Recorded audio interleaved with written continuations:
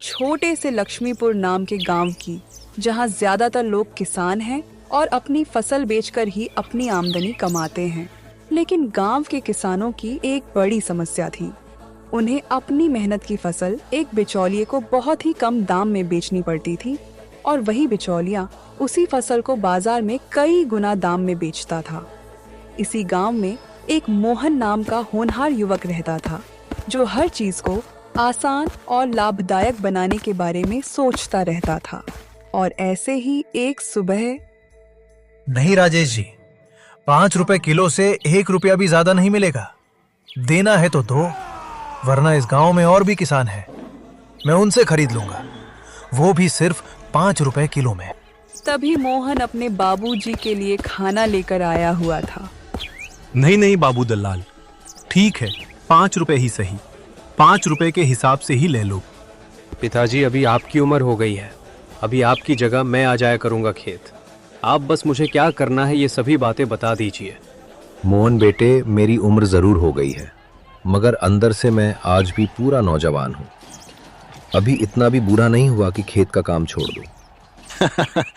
आप बिना बाबूजी, आपकी बातों का तो जवाब ही नहीं। शाम तक काम करने के बाद फिर वह दोनों घर की ओर रवाना हो जाते हैं। पिताजी, जब मैं आपके लिए खाना लेकर आया था, तब सुना कि जो फसल खरीदने आया था वो बहुत खराब तरीके से बात कर रहा था। ऐसा क्यों? अरे मोहन बेटे, वो बाबू दलाल है। किसान जब मेहनत का सही दाम मांगते हैं तो वो ऐसे ही बात करता है। हाँ बेटा, उसे हमारी मेहनत की कोई कदर नहीं, बस सस्ते में फसल लेकर महंगे में बेच देता है। मतलब वो हमें कम दाम देता है? पता नहीं बेटा, हम तो बस वही दाम मान लेते हैं जो वो बता देता है। यही सब बातें करते करते रात हो जाती है और सब सोने चले जाते हैं। अगली सुबह। मोहन, उठ जा बेटे, सुबह हो चुकी, तेरे बाबूजी भी उठ गए हैं। यह सुनते ही मोहन उठ जाता है और तुरंत तैयार होके कहता है, पिताजी, समय बिता जा रहा है, अभी हमें खेत के लिए निकल जाना चाहिए। हाँ हाँ मोहन, रुक जा बेटे। दोनों खेत की ओर निकल जाते हैं और खेत पर पहुंचने के बाद। आज तो बाबूजी मैं पूरा खेत खंदूंगा और सारे काम भी निपटा दूंगा। तो फिर शुरू हो जाओ मोहन बेटे, आज काम सच में बहुत ज्यादा है। फिर वह दोनों काम करना शुरू करते हैं और ऐसे ही काम करते करते कब शाम हो जाती है पता ही नहीं चलता। बाबूजी, आज तो बहुत काम कर लिया, लगता है कल शरीर साथ नहीं देगी। अरे बेटा, कल तो तुम ही कह रहे थे कि अब मेरे साथ रोज खेत में काम करोगे। हाँ बाबूजी, कहा तो था, और निभाऊंगा भी। थक गया हूँ तो क्या हुआ, कल फिर नया जोश लेकर आऊंगा। यही जज्बा होना चाहिए मोहन बेटे। और ऐसे ही वे दोनों घर के लिए निकल जाते हैं। अगली सुबह जब मोहन अपने बाबूजी को नहीं ढूंढ पाता, तब। माँ, आपने बाबूजी को देखा? मुझे कहीं मिल नहीं रहे हैं। मोहन, तुम्हारे बाबूजी तो बाजार गए हैं राजेश जी से मिलने, शायद तुम्हें वहीं मिल जाएंगे। कुछ देर बाद मोहन बाजार पहुंचता है और फिर। बाबूजी, आप यहाँ? हाँ मोहन बेटे, मैं तुम्हारे राजेश काका से बाबू दलाल के बारे में बात कर रहा था। सोच रहा हूँ कि हमें किसी और बिचौलिए से व्यापार करना चाहिए। यह सुनकर मोहन कुछ सोचने लगता है। अगर बाबू दलाल हमसे इतने सस्ते में सामान खरीदता है तो आखिर वो इसे कितने में बेचता होगा? यही पता लगाने के लिए मोहन अपने दोस्त सुजीत से मिलता है। देख सुजीत, मुझे लगता है अगर हम थोड़ा पता लगाएं तो सच सामने आ सकता है। हाँ, तू सही कह रहा है, मैं तेरी मदद जरूर करूंगा, लेकिन तुझे तो पता है काम के सिलसिले में मुझे अक्सर गांव से बाहर रहना पड़ता है। हाँ पता है, इसलिए देर नहीं करेंगे, कल ही पता लगाते हैं। और इसमें तू ही मेरी मदद कर सकता है क्योंकि तेरी पहचान ज्यादा है। कुछ देर बातें करने के बाद मोहन खेत की ओर निकल जाता है और सुजीत अपने काम पर। चलो, आज का काम भी हो गया, अब घर जाने का समय हो गया है। बेटा मोहन, तू बाजार से इतनी जल्दी कहाँ चला गया था? बाबूजी, मैं तो सुजीत से मिलने गया था, बड़े दिनों बाद गांव आया है ना। ऐसे ही बातें करते करते वे दोनों घर की ओर चल पड़ते हैं। अगली सुबह। ओए मोहन, कितना समय लगता है? भूल गया क्या? हमें बाजार जाना था। अरे सुजीत बेटा, तुम आओ आओ, वो घर पर ही है, हमेशा देर से तैयार होता है। वैसे बेटा, कहाँ जाने की बात चल रही है? पता नहीं क्यों, पर कुछ दिनों पहले मोहन बता रहा था कि राजेश काका बहुत परेशान है, इसलिए वो कह रहा था कि हमें बाजार जाना होगा। हाँ सुजीत बेटा, ऐसा इसलिए क्योंकि बाबू दलाल ने सबको परेशान कर रखा है। हाँ सुजीत बेटे, बाबू दलाल के कारण सब लोग परेशान हो चुके हैं। कुछ समय बाद मोहन आ जाता है। सुजीत जल्दी चल, हमें बहुत देर हो चुकी है। देखो देखो, कौन कह रहा है? मैं तो कब से तैयार हूँ। फिर वे दोनों बाजार पहुंचते हैं। मोहन देख, वो दुकानदार दिख रहा है, वो लाला सेठ है। उनके पास हमें जरूर कुछ पता चल सकता है। तो ठीक है, हम उनसे ही बात करते हैं। फिर वे दोनों उनसे बात करने जाते हैं। क्या आप ही लाला सेठ हैं? हाँ, मैं ही हूँ।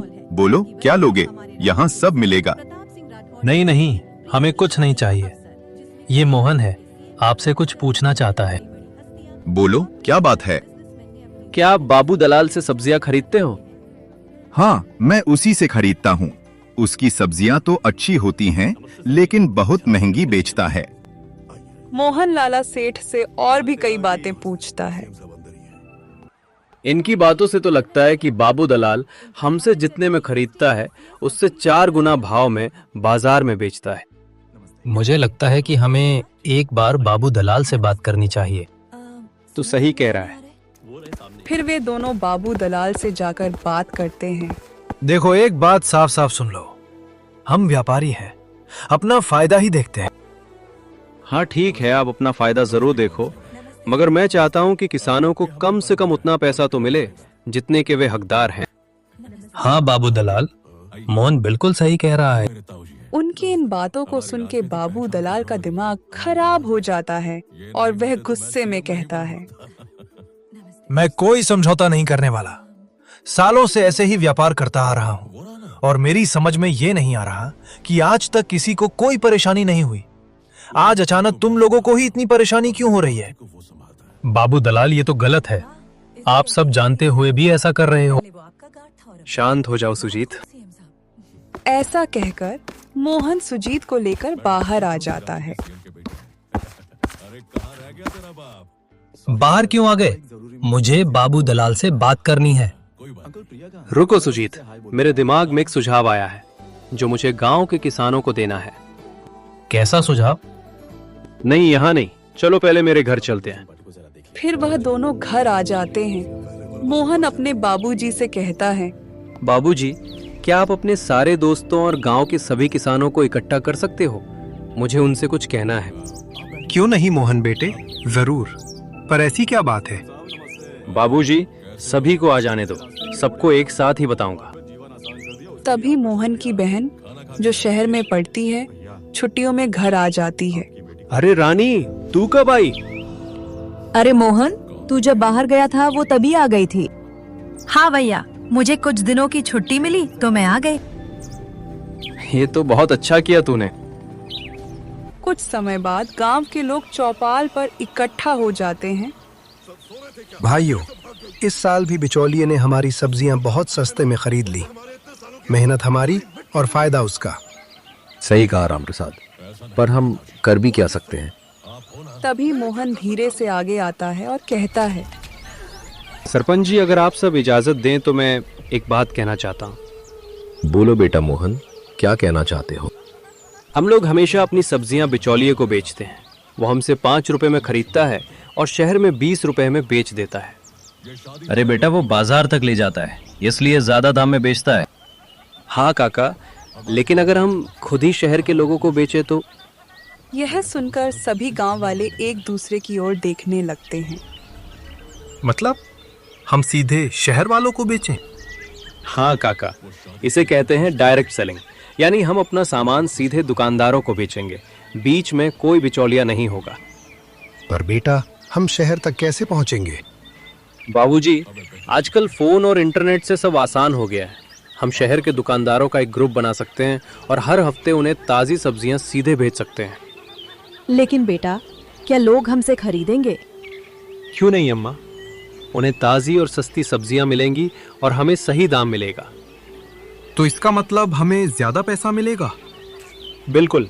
अगर हम 5 रुपए की जगह 15 रुपए में बेचें तो भी दुकानदारों को सस्ता पड़ेगा और हमें 3 गुना फायदा होगा। मोहन की बात सुनकर गांव वाले धीरे धीरे सहमत होने लगते हैं। बेटा मोहन, तुम्हारी बात में दम है। अगर हम सब मिलकर कोशिश करें तो हमारा गांव भी तरक्की कर सकता है। मुझे अपने बेटे पर गर्व है। अगर हम सब साथ मिलकर काम करें तो हमारा गांव भी तरक्की कर सकता है। मोहन की बात सुनकर पूरे गांव में उत्साह फैल जाता है। हाँ, हम सब मिलकर सीधे सब्जियां बेचने के लिए तैयार हैं। हाँ, हम बिल्कुल तैयार हैं। हाँ बेटे मोहन, हम ऐसा ही करेंगे। उस दिन पहली बार गांव वालों को लगा कि शायद अब उनकी मेहनत की सही कीमत मिल सकती है। कुछ महीनों बाद सभी की फसल बहुत अच्छी तरह से उग चुकी होती है। भाइयों, मुझे लगता है अब हमें एक बार मोहन से बात करनी चाहिए। इधर मोहन अपने खेत में अपने बाबूजी के साथ बैठा हुआ है। बाबूजी, इस बार की फसल बहुत अच्छी हुई है। इतनी मेहनत के बाद जब ऐसा फल मिलता है तो मजा ही आ जाता है।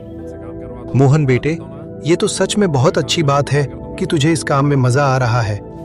मगर एक बात हमेशा याद रखना, हर बार मेहनत के अनुसार फसल मिले ये जरूरी नहीं होता। जी बाबूजी। इतने में गांव वाले मोहन के खेत की तरफ आते हैं। मोहन, अब हम तैयार हैं, जैसा तू कहा था वैसा करने के लिए। अरे वाह, मैं और मेरे बाबूजी भी तैयार हैं। हमारी फसल भी अच्छी तरह से उग चुकी है। तो अब हमें क्या करना है मोहन? हम अभी बाजार जाएंगे और 15 रुपए के हिसाब से बेचेंगे, जिससे हमें भी फायदा होगा और दुकानदार को भी। फिर सभी लोग बाजार जाकर अपनी अपनी फसल दुकानदारों को बेचते हैं। कुछ समय बाद, वाह मोहन, तूने कितना अच्छा सुझाव दिया। आज जैसी खुशी हमें पहले कभी नहीं हुई। लगता है आज हमारी मेहनत सच में रंग लाई है। हाँ मोहन, राजेश बिल्कुल सही कह रहा है। तभी वहाँ सुजीत आता है। क्या बात है मोहन, तेरा आइडिया तो सच में काम कर गया। ये सब ठीक है, पर तू कहाँ जा रहा है? मैंने कहा था ना कि मैं कुछ समय के लिए ही आया था। अब मुझे जाना होगा, लेकिन मैं फिर वापस आऊंगा। ठीक है सुजीत, संभल के जाना। और हाँ, हम फिर मिलेंगे। हाँ जरूर। और फिर सुजीत वहाँ से चला जाता है। तो मोहन, अब हम भी घर चलें? हाँ बाबूजी, चलिए। घर पर मोहन की बहन रानी उनका इंतजार कर रही होती है। भैया, कितना समय लगा दिया आपने, और आप भी बाबूजी। हम एक जरूरी काम से गए थे। ऐसा कौन सा जरूरी काम था? फिर मोहन रानी को सारी बातें बताता है। भैया, ये तो बहुत बेहतरीन आइडिया है, लेकिन अगर हम चाहें तो इसमें थोड़ा और सुधार कर सकते हैं। अच्छा, वो कैसे? देखो, अगर हम सब्जियों को फिनिश्ड प्रोडक्ट बनाकर बेचें तो ज्यादा फायदा होगा। जैसे अगर हम टमाटर से केचप बनाकर बेचें तो 15 रुपए किलो टमाटर से बना केचप 60 रुपए से 70 रुपए तक बिक सकता है। कैसा लगा मेरा आइडिया? ये तो हमने सोचा ही नहीं। और ऐसा प्रोडक्ट तो शहर वाले ज्यादा इस्तेमाल करते हैं। वाह, क्या सोचती है मेरी बेटिया। सही कह रही हो माँ। सच में ये बहुत अच्छा आइडिया है। मैं अभी जाकर सबको बताता हूँ। उस दिन मोहन के एक छोटे से विचार ने पूरे गांव की किस्मत बदलने की शुरुआत कर दी। कुछ समय बाद बाबू दलाल वहां आता है और मौजूद किसानों से कहता है, भाइयों कैसे हो आप सब? मुझे पता है मैं थोड़ा देर से आया हूँ, मगर चिंता मत करो, मैं सबकी फसल खरीद लूंगा। यह सुनते ही सभी किसान मुस्कुराने लगते हैं। अरे ओ बाबू दलाल, कौन सी फसल खरीदने आए हो? या तुम्हें कोई फसल दिखाई दे रही है क्या? देखो बाबू दलाल, सच कहें तो तुमने जो किया वो हमारे लिए अच्छा ही हुआ। अगर तुम हमें ऐसे परेशान नहीं करते तो हमें नया रास्ता कभी मिलता ही नहीं। कैसा रास्ता? मैं कुछ समझा नहीं। कहना क्या चाहते हो तुम लोग? मैं समझाता हूँ। अब हम डायरेक्ट सेलिंग करने लगे हैं, खुद बाजार जाकर बेचते हैं और अब हमारी फसल शहर में भी बिकेगी। तभी मोहन अपने बाबूजी के लिए खाना लेकर खेत की तरफ आता है और देखता है कि बाबू दलाल वहाँ खड़ा है। बाबू दलाल, जब मैं आपके पास बात करने आया था, अगर आप उसी समय मान जाते तो शायद ये सब करने की नौबत ही नहीं आती। खैर, जो हुआ अच्छा ही हुआ। सबकी बातें सुनकर बाबू दलाल गुस्से में वहाँ से चला जाता है। भाइयों, सब लोग जरा यहाँ आओ, मुझे तुम सबसे एक जरूरी बात करनी है। ऐसी क्या जरूरी बात हो गई जो तुम इतने उतावले हो रहे हो? फिर राम प्रसाद सबको अपनी बेटी का सुझाव बताते हैं। अरे वाह, क्या बढ़िया सुझाव दिया है तुम्हारी बिटिया ने। ये काम हमें मिलकर करना होगा भाइयों। अब सभी किसान खेती के साथ साथ फिनिश्ड प्रोडक्ट्स बनाने पर भी ध्यान देने लगते हैं। काम जल्दी खत्म हो सके इसलिए सभी गांव वाले काम एक दूसरे में बांट लेते हैं। फिर सब लोग मिलकर मेहनत करने लगते हैं और धीरे धीरे यह काम सीख जाते हैं। फिर एक दिन, मोहन बेटे, हमने ये तो सोच लिया कि सामान बनाएंगे, लेकिन इसे शहर में बेचेंगे कैसे? तभी वहाँ थोड़ी देर में सुजीत आता है और कहता है, अरे मोहन, मैं शहर गया था काम के सिलसिले में और देखो, मुझे काम मिला भी तो कहाँ, अपने ही गांव में। अरे वाह, ये तो बहुत अच्छी बात है, लेकिन तुझे ये सब कैसे पता चला? मैं आते ही तेरे घर गया था, वहीं से सब पता चला। तू तो बड़ा खिलाड़ी निकला, अकेले ही इतना सब कर लिया। अब मुझे भी कुछ करने दे यार। मतलब तेरे पास इस समस्या का हल है? हाँ, मेरे पास कई ऐसे रिटेलर्स के नंबर हैं जो सस्ते और अच्छे क्वालिटी वाले प्रोडक्ट्स खरीदते हैं। अभी उनसे बात करके ही आ रहा हूँ। सुजीत की मदद से शहर के दुकानदारों से बात हो जाती है और गांव के किसान अपने प्रोडक्ट्स भेजने लगते हैं। कुछ ही हफ्तों में सबको अपनी मेहनत का अच्छा दाम मिलने लगता है। मोहन बेटा, पहले जहां हमें 5 रुपए किलो मिलते थे, अब 15 रुपए मिल रहे हैं। सच में ये तो चमत्कार हो गया। हाँ, अब लगता है हमारी मेहनत का सही फल मिल रहा है। बेटा मोहन, अगर तू हमें ये रास्ता नहीं दिखाता तो हम आज भी बाबू दलाल के भरोसे बैठे होते। बाबूजी, ये सब हम सबकी मेहनत से हुआ है। अगर हम मिलकर काम करें तो बहुत कुछ बदल सकता है। तभी चौपाल पर कुछ गांव वाले बातें करने लगते हैं। अरे मोहन, तू तो बड़ी बड़ी बातें करता है। क्या सच में हम शहर वालों को सब्जी बेच सकते हैं? हाँ भाई, ये सब इतना आसान नहीं होता। क्यों नहीं हो सकता? अगर हम कोशिश करेंगे तो सब मुमकिन है। देखो काका, अगर हम टमाटर 5 रुपए किलो में बेचते हैं तो हमें बहुत कम फायदा मिलता है। हाँ, ये तो हम जानते हैं। लेकिन अगर उसी टमाटर से केचप बना दिया जाए तो? केचप? हाँ काका, केचप। शहर में एक बोतल टमाटर केचप 40 रुपए तक बिकती है। यह सुनकर सभी गांव वाले हैरान होकर एक दूसरे को देखने लगते हैं। अरे, इतना महंगा? हाँ, इसे कहते हैं वैल्यू एडिशन, यानी एक ही चीज को थोड़ा बदलकर ज्यादा कीमत में बेचना। बिल्कुल सही कहा भैया। अगर हम सब्जियों से अचार, चिप्स और पैक्ड सब्जियां बनाएं तो हमें और ज्यादा फायदा होगा। तो फिर देर किस बात की, हम सब मिलकर ये काम शुरू करते हैं। अगले ही दिन से गांव में एक नया काम शुरू हो जाता है। महिलाएं अचार बनाती हैं, कुछ लोग चिप्स बनाते हैं और कुछ लोग सब्जियों की सफाई और पैकिंग करने लगते हैं। तभी वहाँ बाबू दलाल आता है। ये सब क्या चल रहा है? तुम सबकी अकल घास चरने गई है क्या? क्यों बाबू दलाल, इसमें बुरा क्या है? हम बस कुछ नया करने की कोशिश कर रहे हैं। सुन लो सब लोग, इससे सिर्फ नुकसान ही होगा। ये जरूरी नहीं कि ये सब चीजें बाजार में बिकेंगी भी। देखो बाबू दलाल, लोगों को डराना ठीक नहीं है। अगर कुछ कहना है तो ठीक से कहो, वरना यहाँ से चले जाओ। मैं यहाँ काम करने नहीं आया हूँ, बस ये बताने आया हूँ कि मुझे छोड़कर कहीं और बेचोगे तो नुकसान ही होगा। इतना कहकर बाबू दलाल वहाँ से चला जाता है। राम प्रसाद, हम जो ये सब कर रहे हैं कहीं इससे नुकसान तो नहीं होगा? गिरधर काका, आप चिंता मत करो, हम पूरी कोशिश करेंगे कि नुकसान ना हो। ठीक है मोहन, अब काम शुरू हो ही गया है तो घबराने से कोई फायदा नहीं।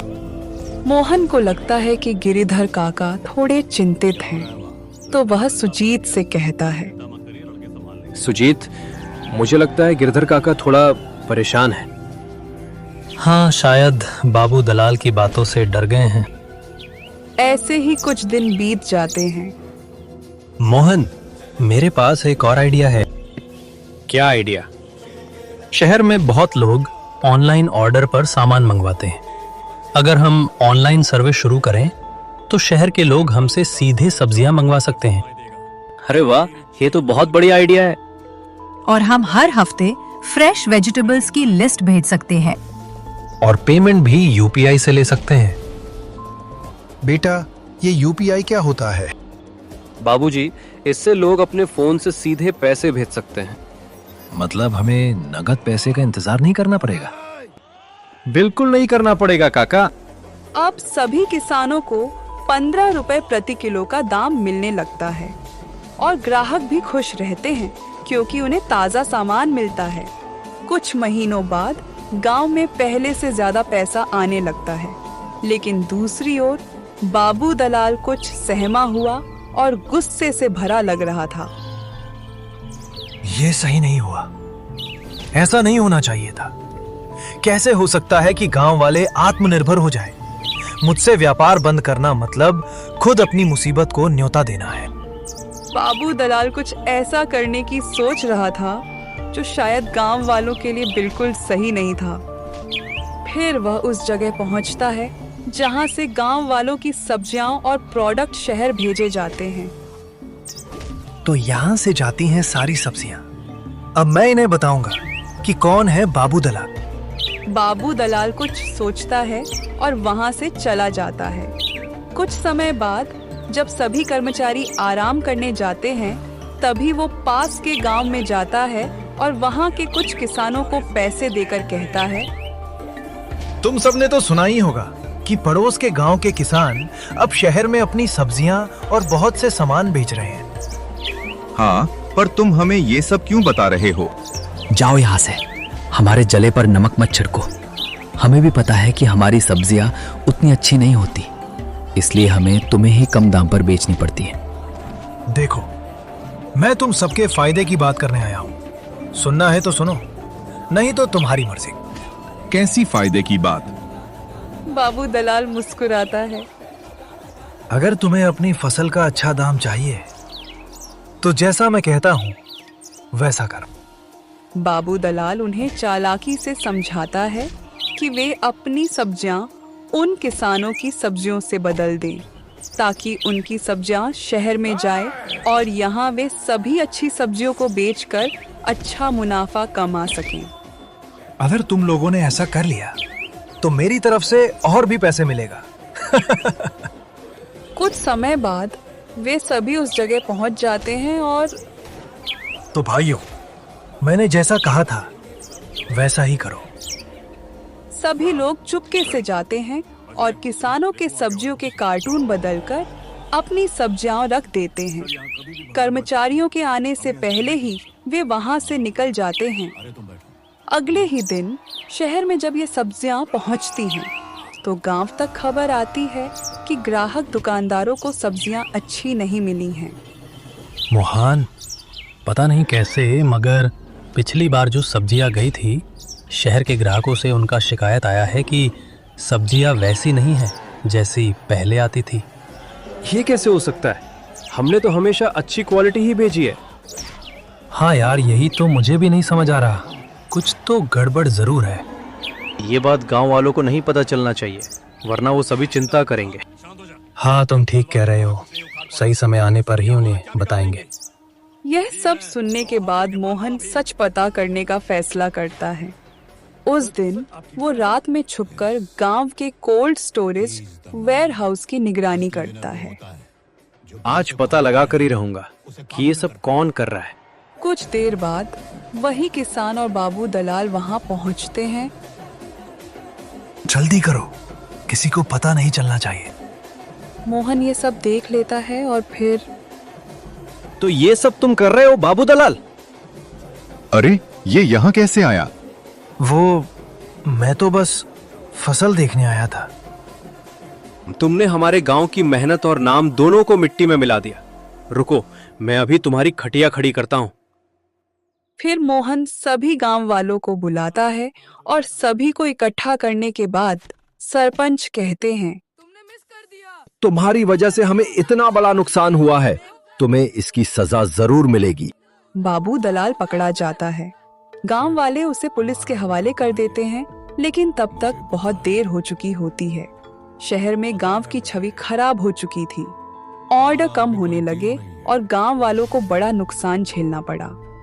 लेकिन गांव वाले हार नहीं मानते और मेहनत करते रहते हैं। हमने मेहनत से नाम बनाया था और हम ही इसे वापस बनाएंगे। कुछ समय बाद सुजीत शहर में सभी ग्राहक दुकानदारों को समझाने जाता है, पर वो हार नहीं मानते क्योंकि उम्मीद अभी खत्म नहीं हुई थी। धीरे धीरे गांव वाले फिर से मेहनत करते हैं, अच्छी क्वालिटी के सब्जियां भेजते रहते हैं और समय के साथ सब कुछ फिर से पहले जैसा सामान्य होने लगता है। भैया, मुझे लगता है कि इस हादसे के बाद हमें और सतर्क रहना चाहिए और ऐसी समस्याओं का सामना करने के लिए मैंने कुछ सोचा है। तू कहना क्या चाहती है रानी? मैंने कुछ समझ नहीं पाया। बताती हूँ भैया, लेकिन पहले चौपाल पर चलते हैं। ये बात सबको पता रहना जरूरी है, इसलिए चलिए सबको एक साथ बताते हैं। ठीक है रानी, जैसा तुझे ठीक लगे। फिर वह दोनों चौपाल की ओर चल पड़ते हैं। अरे मोहन बेटे, आज तो रानी बिटिया भी साथ आई है। आओ राम प्रसाद, बैठो। हाँ काका, वो जरा रानी आप सभी से कुछ जरूरी बात बताना चाहती है। हाँ, मैं आप सभी से ऐसी बात बताना चाहती हूँ जो हमें भविष्य के नुकसान से बचा सकती है। तुम क्या कहना चाहती हो बिटिया? हम कुछ समझ नहीं पा रहे। देखिए, आप सभी लोग सारा पैसा खर्च मत कीजिए। आगे आने वाले सभी मुसीबत का सामना करने के लिए हमें अपने कमाई को सही तरीके से बांटना होगा। अरे बेटी, लेकिन हम ये सब कैसे करेंगे? कोई दिक्कत की बात नहीं है बाबूजी, मैं बताती हूँ। देखिए, जो भी हमारी कमाई होगी उसका 50% खेती में और बिजनेस में लगाएंगे। बचे हुए 30% बचत और 20% में घर खर्च होगा। अरे वाह बिटिया, अब हम तुम्हारी बातों को समझ चुके हैं। ये तो गजब ही हो जाएगा कि हम अपने व्यापार में भी पैसे लगा पाएंगे और सभी मुसीबतों का सामना करने के लिए भी तैयार रहेंगे। वाह रानी, ये तो बहुत अच्छा हिसाब है। अब रानी की इस हिसाब की वजह से गांव वाले थोड़े ही दिनों में अपने कमाए हुए पैसों का सही उपयोग करना सीख जाते हैं। कुछ महीने बीत जाते हैं और सब कुछ सही चल रहा होता है। गांव में सभी किसानों का फसल तैयार हो चुका होता है। तभी मौसम अचानक बदल जाता है और तूफानी बारिश होने लगती है। लगातार हो रहे इस बारिश को देखकर सभी किसान डर जाते हैं। अरे भाइयों, ये बारिश तो रुकने का नाम ही नहीं ले रही। ऐसे तो हमारी सारी फसलें डूब जाएंगी। हाँ गिरधर भाई, तुम बिल्कुल ठीक कह रहे हो। अगर ऐसे ही चलता रहा तो बहुत बड़ा नुकसान हो जाएगा। ऐसे ही 3 दिन बीत जाती है। लगातार तूफानी बारिश होने के कारण खेतों का बड़ा हिस्सा खराब हो चुका होता है। गांव में सन्नाटा फैल जाती है। हे भगवान, हम तो बर्बाद हो गए। अब हमारा क्या होगा? नहीं काका, अभी हम बर्बाद नहीं हुए। आप घबराओ मत, हमने पहले ही इसकी तैयारी कर ली थी। कैसी तैयारी बेटा? याद करो बाबूजी, जब हमने अपने कमाए हुए पैसों का सही बंटवारा किया था, तभी हम ऐसे खतरों का सामना करने के लिए कुछ पैसे अलग से जमा करते थे। उन पैसों से हमने अपनी फसलों का इंश्योरेंस यानी बीमा ले रखा था, जो कि इस वक्त हमारी बहुत मदद करेगी। अरे बेटा मोहन, लेकिन बीमा तो हम अपना लेते हैं ना। यह फसल का भी बीमा होता है क्या? जिस प्रकार सामान्य बीमा लेने पर बड़ा नुकसान होने पर बीमा देने वाली कंपनी भरपाई करती है, क्या वैसे ही बीमा कंपनी हमारे खेती में फसलों के पीछे बर्बाद हुए पैसों वापस देंगी? हाँ काका, आप बिल्कुल सही समझे। पूरे तो नहीं, लेकिन कम से कम 70 से 80% पैसे तो मिल ही जाएंगे। इसलिए आप लोग चिंता मत करो। रही बात सब्जियां शहर में भेजने की, तो उसका भी रामबाण उपाय हमने पहले ही खोज लिया था। क्या बात है बच्चों, तुम सबका जवाब नहीं, लेकिन तुम सब शहर में सब्जियां कहां से भेजोगे? अगर अभी हम नई फसल लगते हैं तो कम से कम उसे तैयार होने में 45 से 50 दिन लग ही जाएंगे। अरे रानी, जरा बाबूजी को बताना कि हमने इस समस्या से बचने के लिए क्या उपाय अपनाया था। ठीक है भैया।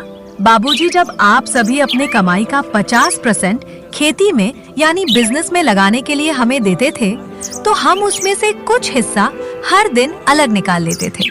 2-3 महीनों में जब अच्छे खासे पैसे जमा हो गए, तब हमने कोल्ड स्टोरेज वेयरहाउस बनाया, जिसमें हम 3 महीने की सब्जियों का स्टॉक हमेशा सेफ्टी के नजर से लेकर चलते आ रहे हैं। तो इसके हिसाब से हमारे पास और 3 महीना का स्टॉक बचा हुआ है, जो आने वाले समय में हम शहर में भेजेंगे। और जब 2 महीना में नई फसल तैयार हो जाएगी, तो हम फिर से पहले जैसे काम करने लगेंगे। तो समझ गए ना आप लोग, इसीलिए आप चिंता करना छोड़ दीजिए। हाँ, थोड़ा दिक्कत जरूर होगा, लेकिन हम संभाल लेंगे। इन सब की बातों को सुनकर गांव वाले चैन की सांस लेते हैं। उन्हें इंश्योरेंस कंपनी से 75% का क्लेम मिल जाता है। फिर हर बार की तरह गांव वाले फिर से दिल से मेहनत करना शुरू कर देते हैं। 2 महीने बाद उनकी फसल फिर से तैयार हो जाती है। तभी गिरधर काका कहते हैं, दोस्तों, अच्छा हुआ हमने पहले ही ये कदम उठा लिया था, वरना इस बार संभलना मुश्किल था। हाँ, लेकिन गिरधर भैया, अब समझ आ चुका है कि व्यापार में सिर्फ मेहनत ही नहीं, बल्कि एक सही योजना का होना भी उतना ही जरूरी होता है। भाइयों, आज हमारा गांव लक्ष्मीपुर न केवल मुश्किल से बाहर निकला है, बल्कि और भी ज्यादा मजबूत बनकर उभरा है। हाँ सरपंच जी, आप बिल्कुल सही कह रहे हो। अब हमारी सब्जियां शहर तक बिल्कुल सही सलामत और पहले से दुगनी मात्रा में पहुंच रही हैं। हाँ, बिल्कुल सही कहा आपने। और अब तो हमारी आमदनी भी पहले से बेहतर हो गई है। 1 साल बाद लक्ष्मीपुर गांव पूरे जिले में एक मिसाल बन चुका होता है, जहां लोग कमाने के साथ साथ अपने भविष्य को सुरक्षित करना भी जानते हैं। और इस तरह समझदारी, तैयारी और एकता ने पूरे गांव की किस्मत बदल दी।